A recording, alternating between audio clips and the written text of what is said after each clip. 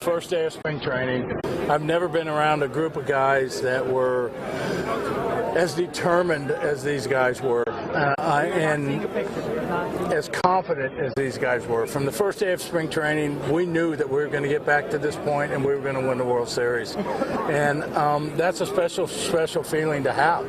You know, when you got a group of guys that you don't have to prod, that you don't have to encourage, you know, that's really a neat feeling.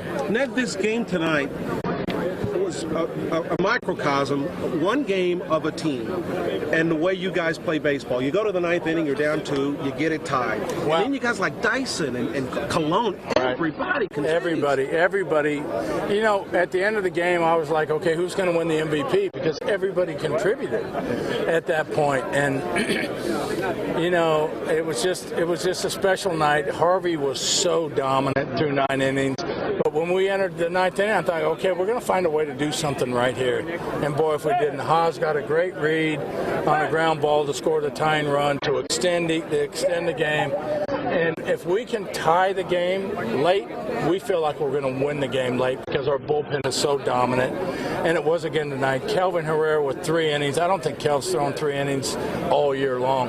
Hoach, who's thrown 3 days in a row, came out and threw 2 great innings to get us to Wade Davis. It's just a phenomenal group. Our final question is, we go back live again in Kansas City here on Fox 4, Ned.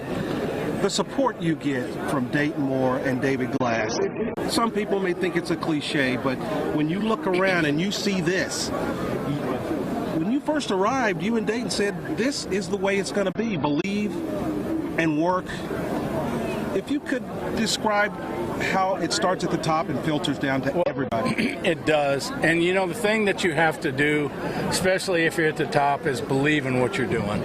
And Dayton and I both believed in what we were doing. And we weren't going to be swayed by anybody's opinion. We knew what we had to do. We knew what we were doing was right. We had to have patience with these guys, allow them to develop, because we felt like early on that we had a special group of guys that somewhere down the road they can win a world championship. You know, a lot of times you get GMs that aren't like Dayton. You know, they're gonna cut the ripcord really quick, but Dayton didn't. And it's been very special to work with Dayton. It's been special to work with Mr. Glass, you know, because he believed in what we were doing. He thought what we were doing was right. It turned out it was. Ned.